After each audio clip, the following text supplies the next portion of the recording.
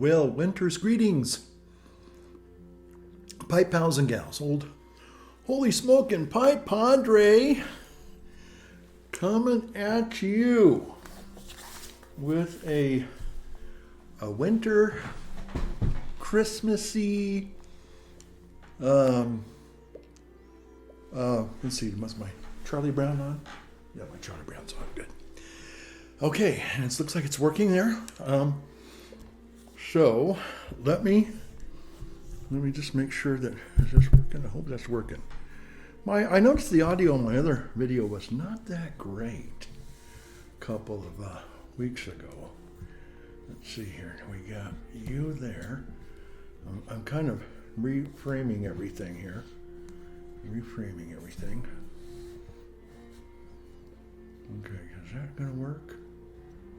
Is that going to work? Okay, so here I am on the winter solstice. Yeah, on December the 21st. It's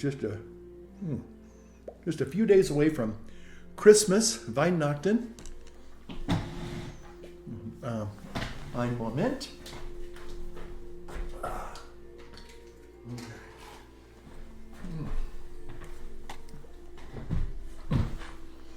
Okay, so old, if you will, Father Christmas is here, and I've got things to share, show and tell tonight. Okay. So I'm kind of doing a little low light recording. Excuse me, because I kind of want to set that Christmassy, wintry mood. Yeah. Okay. So hope you're all doing well. And by the time this gets uploaded, I think the camera's right there. Yeah, okay. Hi, camera. How are you doing? Okay, so by the time this gets uploaded, it might be around Christmas time. Actually, it might be a day before Christmas, a day after Christmas. Who knows? But anyway, okay, I hope you're doing well. Hope you're healthy, wealthy, and wise. I've got some, first of all, I'm doing the old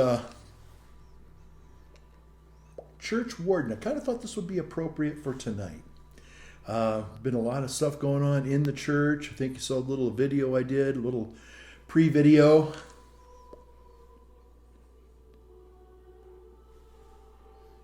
And so let me,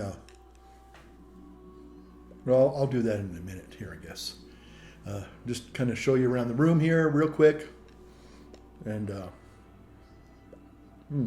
that's good. I am smoking something very, very appropriate for the holiday, the holy day, Christmas cookie. Is this going to do a little, there we go. Oh, that's nice. I like that. I like that. Okay, Boswell's Christmas cookie. And in the old, I think this is a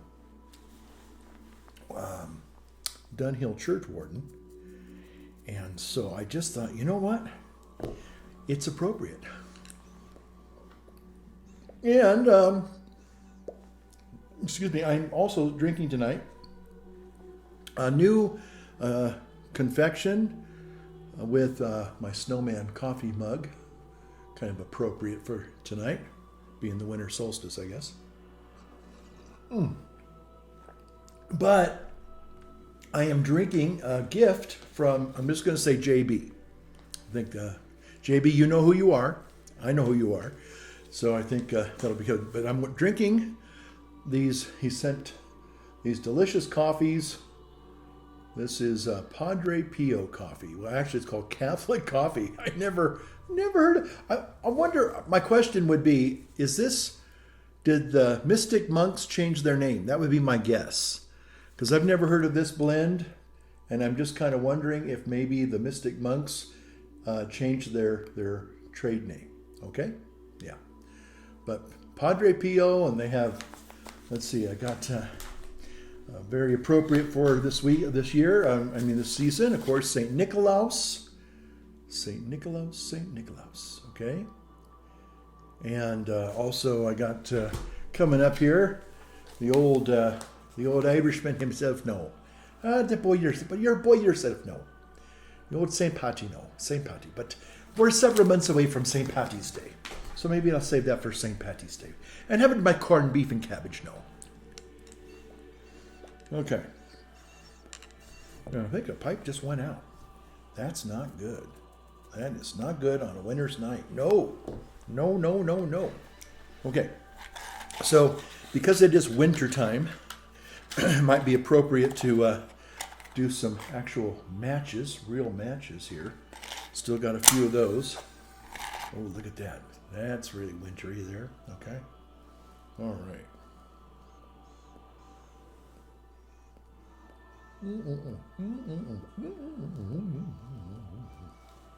Okay. All right. So, it is beginning to look a lot like Christmas. Yes, indeed.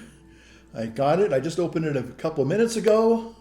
The one and the only gentleman scholar. And yes, that is him with William Shatner in a previous life. Yeah. But it is Christmas now. Now that I've got, let's see here. Let me do St. Nicholas.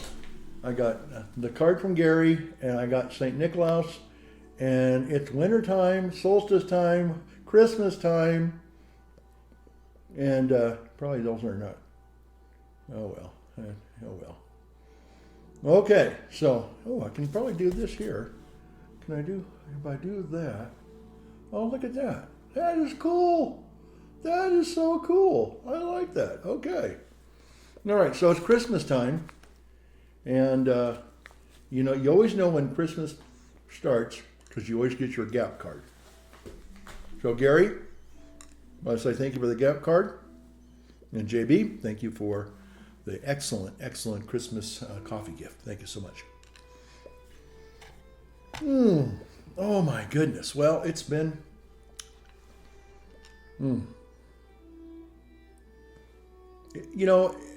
preparing for either Christmas or Easter, it is always a lot of work to get ready. But that's just the name of the game, And it's, being a full-time padre and even a pastor. Let me get a sip of coffee here. I do want to say kind of a special thank you to James for the coffee because I have been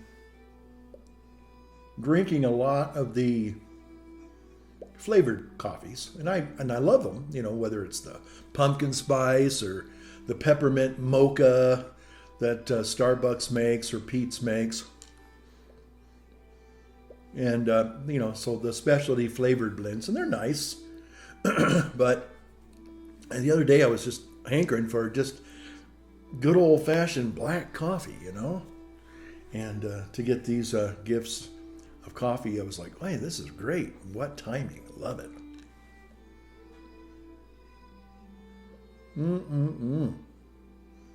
Yeah, Boswell's. I haven't ordered anything from Boswell's probably in a couple of years, and I kind of feel like I'm letting them down. I'm not supporting the. Oh, let me get my microphone over here. I'm not supporting the home team. Got to do that. So I should probably maybe in the new year go ahead and put in Boswell orders. I don't know, but I've got a lot of backy here, so I don't want to be wasteful. And but I do like ordering, nice things from nice places.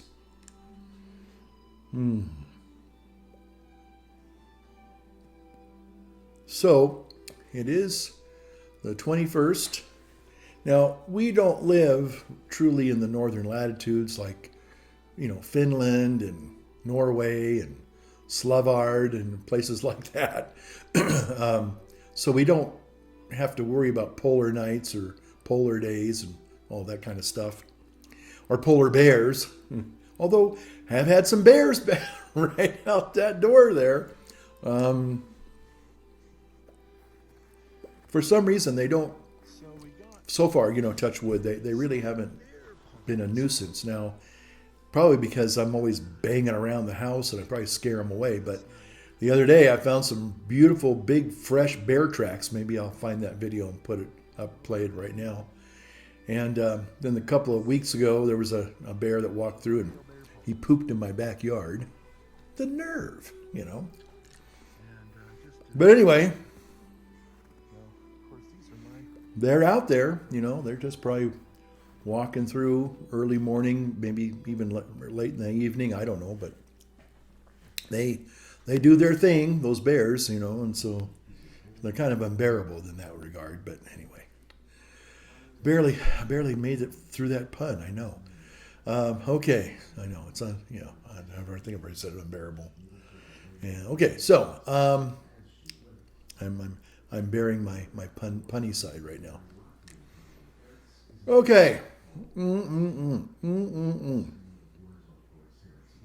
So, Christmas.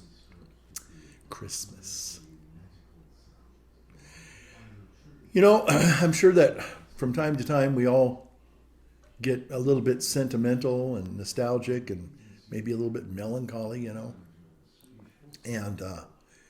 it kind of hit me today that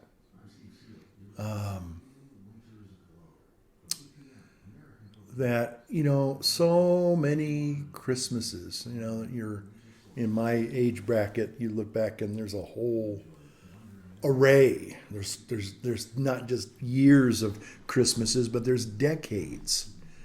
There's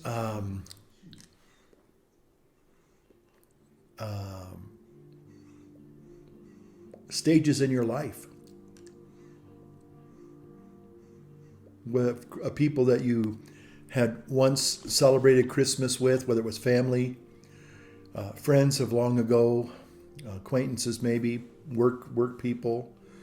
I think today I was thinking about being back in the military, and the different Christmases that I experienced, whether it was in the Marine Corps or later in life when I was an Army chaplain in Bosnia. The other day, just last night, I was walking in an interesting little parking lot, but it reminded me almost identical the way the lights were coming down from the posts and everything.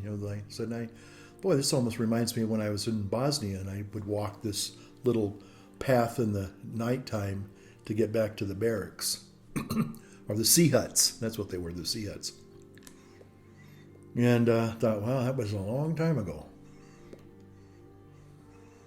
And I thought of all the people that I've known and spent time with. A few of them are still in my life. I'm grateful for that, but a lot of them, sad to say, either moved away or they're gone. I mean, someday people say that about us, the people are watching these videos. And anyway, the thing is that it's kind of amazing that this one, well, maybe other things like your birthday or anniversaries, sure, but Christmas is a kind of a rallying point in your life. And you can say, well, where you were and who you were with on most Christmases, providing you weren't drinking like some of them like I did. You were kind of like three sheets to the wind. Instead of three ships come sailing in, you were three sheets come sailing in. But for the most part, I even remember a pipe that I had on a Christmas Eve from my best buddy. He's still here. Going to be seeing him in a couple of days. Got him his Christmas present tonight. And but that goes back probably 40 some odd years.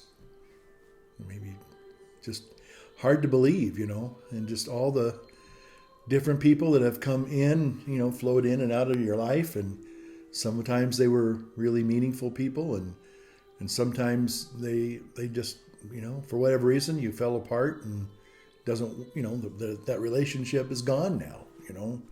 Maybe the person's still alive, I hold no ill will to people that have come and gone, but I know that there have been people that were very close at one point in my life and they just drifted away, or I drifted away. I don't want to blame them. It's like, well, it's all their fault. No, I have lots of different parish experiences, and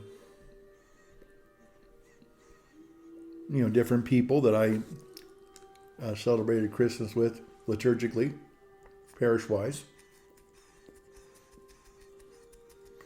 And, I moved away, and sometimes other people move away. And then there are people that you drift apart. Maybe you have different viewpoints. Maybe politics separate you. Maybe family relations, separate you. Unfortunately, that's part of it too. And it's kind of sad because, you look back and you say, gosh, I wonder what that person's doing nowadays. Hopefully they're still with us, still among the quick and the living.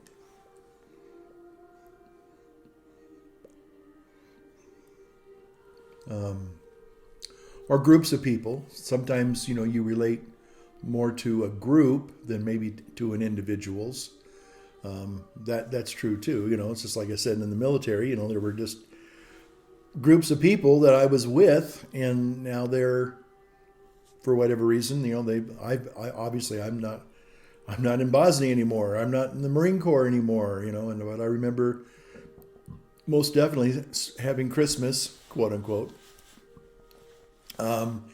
being in the military. And sometimes it was a very poignant experience. You look back and you go, wow, I remember, standing in front of the command center with some Christmas lights in Bosnia. I probably have that video somewhere.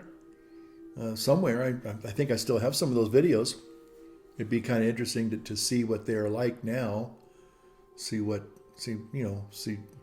history. In the Marine Corps, of course, I was just a kid, and they didn't have, the advent of videotaping everywhere you go. They didn't have cell phones. There was no internet. Golly, that's hard to believe sometimes.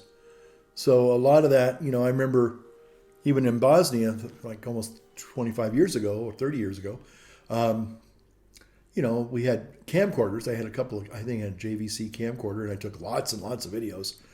But I haven't played them back since I left. One guy even told me, he goes, you know what? You're taking these videos, you'll never even look at them again. And I probably thought, no, I will. And I probably will now that I'm saying it, because I think, well, the only problem is, VHS, and there were the little compact VHS-C. I guess that's what the C stood for, compact.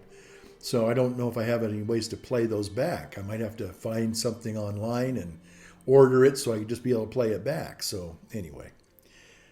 But anyway, so but I was sitting there the other day. I was driving to a place called Truckee to go do some shopping because the little grocery store here closed, and we have just a Safeway, but the Safeway it's just not a nice store.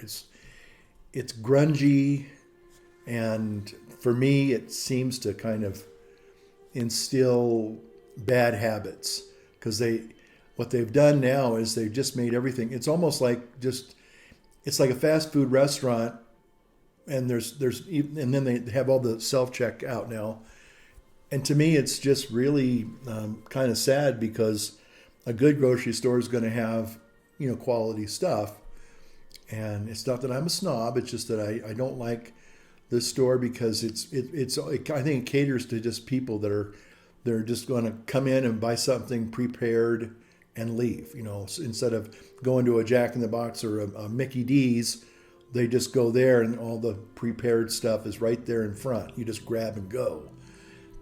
And, I understand that concept, and I don't fault anybody for doing that. But somebody like me who's kind of like addicted to food in not a good way sometimes, when I'm on my game, it's food's not a problem, but when I'm kind of struggling like I am right now, I make bad food choices and I pay a big price for it. So, but a good grocery store is where, I know where all the good healthy stuff is and I just go right there, but I don't have a whole bunch of temptation when I walk right in the door. And they got all the prepared stuff right there. It's just, yeah, I might as well go to McDonald's. That's how I feel.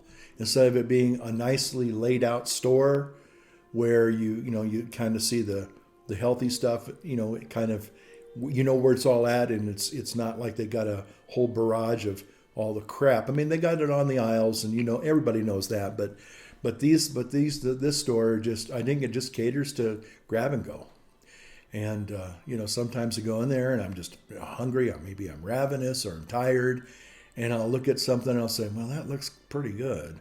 I mean, I know it's not going to be good for me, but it looks good, and I'll just say, oh, to hell with it, and I'll give in and I'll buy that, and then I'll say, well, shoot, those Oreos look good too. It's like, I just don't like that store. It's just like I said, it's set up for people that are kind of food challenged. It has all the tempting bad stuff right there, and literally, and you have to wade through it to get. And I don't even know that anyway. The store is just wait. The produce is horrible. Oh my gosh! I look at some of that produce and I go, "Are you guys serious?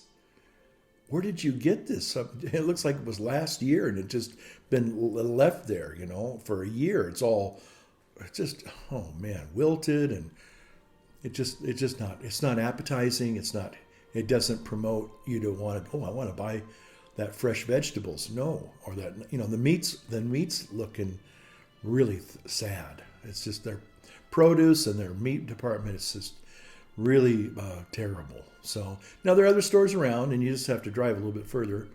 But the one we had here that closed, and anyway, so I go too long on this story, but it's just that some people that own the property want, and a lot of property owners here. And again, I'm not faulting people for, trying to, make a living, and that's how they do it, through renting a property. But I kind of feel that those people that own the property should have thought about the community as well in their decision making. And they just thought, well, if you can't pay us our lease, that we're asking, because they wanted to up the lease for these people, and the store said, but we can't afford that. I mean, we can afford, and I think they went back into negotiations, and the people said, nope, either you meet our lease demands or we're going to force you to close. And they did. And I thought,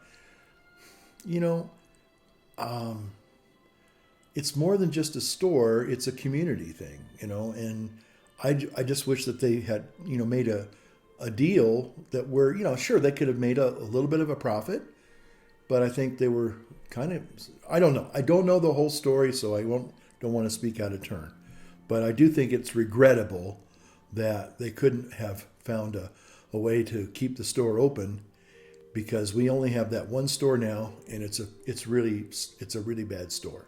So anyway, but thinking about Christmas and all the people and memories that you have, and it can be, I guess, the older you get, the sadder it is. There's the commercialized material Christmas, where the Santas and all of the reindeer and all the tinsel and all that, the trappings, if you will, of commercial secular Christmas. Of course, there's the real holy day, the real, the Feast of the Nativity, that is the reason for the season. And so, you can always find, joy in that celebration. So that's all good news there. But again, we equate Christmas with a lot of sentimentality, and the old nostalgia sometimes can get the better of you if you're not careful.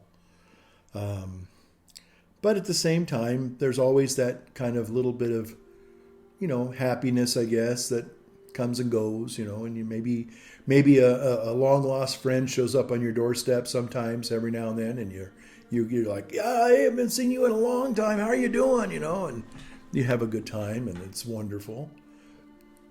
But most of the time, for me, I'm always focused. I'm kind of like I've got Christmas blinders on because I've got all these preparations that I have to make for the liturgy, and which is good. It's I'm not complaining. Hopefully you don't hear me complaining, because I'm not. It's just that it's just something I have to focus on, and a lot of times, and I have to say this, I'm a little embarrassed because I completely forgot about getting Christmas presents this year. Normally I'm kind of really focused on everything, and this year I was just so kind of laser focused on the Christmas, the parish Christmas, that I kind of forgot a little bit about the personalized part of it. Like, hey, I'm supposed to be getting Christmas presents for my dearest friends and stuff, and I thought, oh, I completely forgot. So I ran out today and kind of made up for it. But anyway, so no, some people they really loathe Christmas, because of all the hype that goes with it. I know that. And then there's some people that dread it because, again, they got cards they got to fill out and, do all those other Christmassy things. And sometimes people just kind of feel like, I just don't have the energy to do that, decorating your house. I mean, I decorated. Unfortunately, I think some of my little Christmas village lights are burned out. And one of them, I noticed that the lights, the little string of lights, or the little thing that you put the bulbs in, is so old that it's deteriorating. So I probably have to find some new thing to do to get that to work again. So anyway, I know, first world problems. I know, but anyway. So what are your Christmas memories? What are the things that still, even to this day, might bring you a sense of joy, that kind of thing. Okay, well, probably because I had to take a little break there.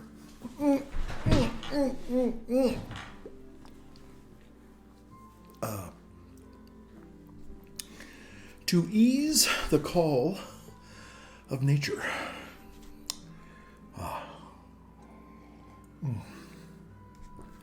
So I'm back. So I wanted to close this video with a couple of Christmas reflections. And one of them just kind of came to me just like yesterday. Maybe even this morning. But I don't know what holiday movies that you all like, and of course mine. I'm not ashamed to say it at all. I'm a big It's a Wonderful Life fan. I've watched it several times already. Probably watch it a few more times. Before Christmas maybe. And it was a movie I'd kind of discovered. I think in seminary. Yeah. Or maybe college, one of the two. Probably I remember my first year in seminary because I finally, like towards the very end of the year, I got a TV set, little TV set for my room. And I hadn't had TV in probably about 6 months. And it's just like anything that you're accustomed to on a daily basis, and you let go of it for a number of months or maybe close to a year or so, and all of a sudden it comes back in your life, you just really appreciate it. And I just remember just how I really appreciated being able to watch TV at night. I know it's not a great thing, but I did appreciate it. And I think I discovered It's a Wonderful Life in seminary, kind of. I'd seen it before, but I think I really appreciated it. I grew to appreciate that movie. And I still do. Anchor chains, plane motors, and train whistles. Not to be confused with Peg Entwistle, who jumped from the Hollywood sign in 1929. Yeah. Check me on that date. I might be wrong on that one date. But I think, and again, I love the many adaptations of A Christmas Carol. We've talked about that in the past before. Some of you even fondly commented on your favorite version of A Christmas Carol, whether it's the Muppets or I think there was a little animated one back in the 70s or maybe the 60s or 50s or whatever, and somebody said this was my very favorite one, and I think they even sent me a link to that video one time, and I'm afraid to say I probably didn't watch it because I was busy with everything else I was doing. But I think I see it now. Every year they add to the lexicon of Christmas Carol movies, whether it's animated ones or it's some of the ones that go back. I think there's one that goes back to 1935 or 1938 or something. It's really wonderful, but I can't remember the name of the actor. It's not Seymour Hicks, and it's not what's his name? The one that everyone Sims, Alistair Sim. It's not that one. There's another one. And it goes back even. I mean, it's just so black and white, and it's just so dreary. It's just it just has such a. It just drips with Dickensian darkness, and Christmas Carolness. It's just great. So anyway, yes, I like those movies. Let's see. Now I have to be honest, Pipe Pals. I'm going to be honest. I have kind of gotten into, and probably I shouldn't, but the darker side of Christmas movies. And some of you probably, I'm sure Gary knows what I'm talking about, but they're kind of I would say they're the alternative Christmas movies. They're just, so I guess they're horror movies. I guess really what they really are, Christmas horror movies. But one of them's called, it's a new one, it's a Mel Gibson one, comes back maybe 4 or 5 years, called The Fat Man. And it's just bizarre. I mean, the first time I said, what am I watching? Let's see, another one I just watched was Krampus. That's pretty, and then there's the Christmas horror movie with William Shatner. He's playing a radio DJ and has all these different little stories of Christmas, and that's just so bizarre. Oh, let's see. There's one called Violent Night, which is really bizarre. And unfortunately, all of them just are pretty. They're violent and they're very vulgar. I don't know exactly what's going on with that, but maybe it's that raw contrast between what's supposed to be, happiness and light and brightness and all that, with just this kind of violent, raunchy, ugly. It's like, wow, where did this come from? So, so anyway, I need to probably pull back on some of those because they're just. And I just saw a recent one called Silent Night. Very interesting movie. I'll say this because the main character gets in the very opening of the show, the movie. He's he and his wife and the little boy. I guess they're like maybe like kind of they're kind of like on a border town. And anyway, these Mexican cartel guys come raging through the streets and shoot them up. And they were out having this little boy playing on this little new tricycle, and he takes a bullet and he dies. And so the father is just outraged, and he's trying to beat up these gang members, and of course it doesn't go well for him, and they basically leave him for dead. Then the last thing is this really evil looking guy. He's got this weird tattoo on the side of his face, like he's all scarred up, and he basically pulls out this gold-plated Beretta or something, and he shoots the guy in the throat. And you think, well, the guy's gone. He killed him. Well, apparently he lives. Don't ask me how, but he lives, but he can't talk anymore. So the first, couple of minutes or the first 20 minutes, he's, recuperating, right? And finally he, I guess, he goes through a drinking phase, you can tell, and, he's just letting his life get miserable more day by day. Anyway, long story short, he somehow realizes this is no way to live, but now he gets refocused on, I'm going to get revenge on these guys. And anyway, so that's the rest of the movie basically. But he can't talk, so there's no dialogue. I mean, there's lots of action, and it's pretty grim. I mean, you sympathize with the guy for sure, but the movie itself is just one nonstop, shoot 'em up, and it's a lot of it's pretty well done, I'd say.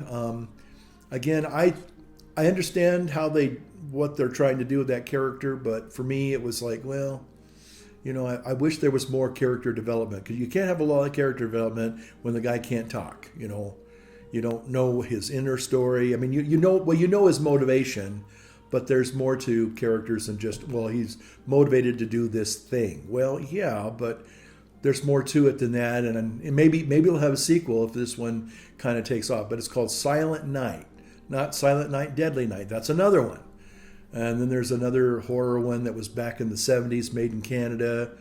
Had a young Margot Kidder in there, and what's her name? Oh, I never was a big fan of hers because I didn't really know her. I didn't watch any of her movies, but I know her name. If I heard it again, I'd say, oh, that's who it is. Anyway, but my favorite, I think, well, I have lots of favorites. Once a Wonderful Life, yes, absolutely. Christmas Carol, I like the Patrick Stewart one, probably the best, but that doesn't mean it's the best. I mean, I like the Scrooge musical one. I love that one. That's probably right up there. The George C. Scott one, I know a lot of people love that one, and that's a good one too. I actually like, don't get me wrong, but I actually like the Muppet one. I love Michael Caine. He's just a great Scrooge. But anyway, the one that I like and I think it's just super wholesome, great characters, and that's the Christmas special from All Creatures Great and Small. That's just, I got to watch that one. And also Child's Christmas in Wales. Those are I say It's a Wonderful Life, Christmas Carol with Patrick Stewart, All Creatures Great and Small Christmas Special, and A Child's Christmas in Wales. Those are the 4. If I had to have 5, I could only have 5. Those would make my top 5 list. And the 5th one, maybe I'll stick the Fat Man in there. I mean, that was really a bizarre movie, but I like Mel Gibson. I know some people hate his guts, but I love him, warts and all. But and I talked to some people, and they go, "I've never heard of that movie. I've never seen it." I go, "Well, you really need to kind of prepare yourself for it, because it is bizarre." Okay, it's just bizarro land. It's like, what am I watching here? The first time I watched that, I mean, because you're trying to think. It starts off. It's very dark and tongue in cheek. I think it's farcical. It's like, but they make it kind of like they try to make it like it's real life, but it's just really. It's a little off center. That's the way I could put it there. If you just can, take time. I wouldn't say watch it with the family, because it's not really a family show, even though it's about Christmas. Oh, and the other one that I also like, I guess number 5, which is a nice one, and it's really it's a documentary called Becoming Santa, or Becoming Santa Claus, and that's a very interesting movie. For those of you who have ever played Santa or Saint Nick, I have on many occasions. It really delves into what it's all about, and that's a fun movie. There's some PC things in there that I don't care for. I wouldn't say it's woke, but some of it kind of, you can just see it, the veneers kind of coming off on some of these people, and it's like, you know what, I understand they got an axe to grind, but for the most part, it's 95% just wholesome, fun, thought-provoking, little sentimental, fun. It has some fun moments in there. But basically, it's this guy who decides he wants to try to be a Santa Claus for a year and see what it's like. And it's a nice journey. That's a nice journey. Okay. So the other thing I was going to say, this just came to me the other day, and I'll close this. I know I'm going way too long right now. You have more important things to do, like opening presents and eating fruitcake. Yeah. And drinking wonderful coffee. Yeah. And opening Christmas cards. There you go. See? Yeah. I mean, it wouldn't be Christmas without Christmas cards. I'm telling you. Yeah. Yeah. I love it. So But there's also one other Christmas little movie that I saw. It's an animation movie. And I saw it maybe, this goes back 30 years, I guess, at least 40 years maybe. And it was when I was a young seminarian. I actually was still a school teacher, and I was living in the rectory. And talking about Christmas horror stories, I won't go into that one at all because I don't want to scandalize you all. But anyway, but I was getting ready to go to the seminary in the spring and the summer, and so I was teaching my last year, and so because I was officially a seminarian, I was able to live in a rectory, and so this priest offered me to live there. So I did, and but I remember the first time I saw this called The Snowman, and talk about a magical, again, not a lot of dialogue, really. It's just animation. And it's basically about it's a winter. I kind of think it takes place up. To me, it probably takes place in Canada somewhere. It looks very, or maybe Minnesota or some places like that, northern latitudes, And this little boy, and he's rosy cheeks, and and it's winter, and all these things, and so again, like there's no real dialogue. There's lots of this really nice music that really ties it all together. But anyway, what the story is this snowman comes to life. And the snowman and this little boy, they have these adventures, and they go all over the place, and the snowman flies them around and takes them to the North Pole, and but he just does also whimsical things. He tries on the dad's hat and coat, and I think he even smokes the pipe or whatever, and they they're kind of looking at mom and dad asleep, and they giggle like this, and he makes funny faces, the snowman does, and all that.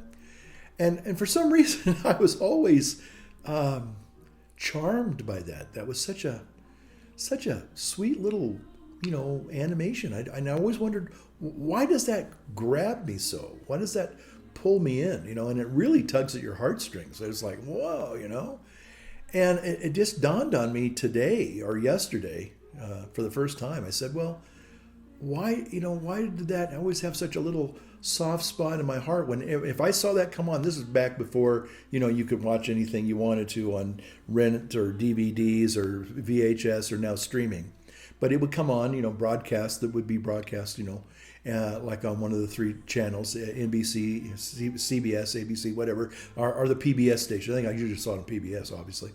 Anyway, long story short, and so when this thing would come on, I would go, oh. It would just grab me, and I would sit down and I'd watch this thing. Kind of like Charlie Brown Christmas when I was a kid, that kind of thing. I'd stop whatever I was doing if that came on, and I would sit down and I'd watch it. And I'd watch it.